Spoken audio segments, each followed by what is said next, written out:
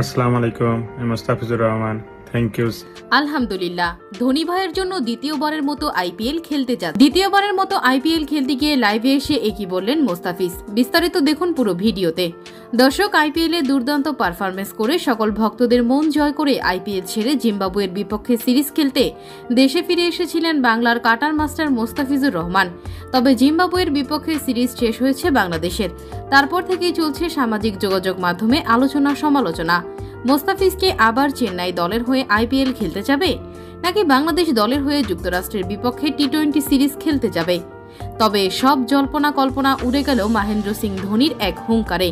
এদিকে ধোনির জন্য দ্বিতীয়বারের মতো আইপিএল খেলতে গিয়ে লাইভে এসে মোস্তাফিজ বলেন, ধোনি ভাইয়ের জন্য দ্বিতীয়বারের মতো আইপিএল খেলতে এসেছি। আশা করি ভালো কিছু করব, সবাই আমার জন্য দোয়া করবেন।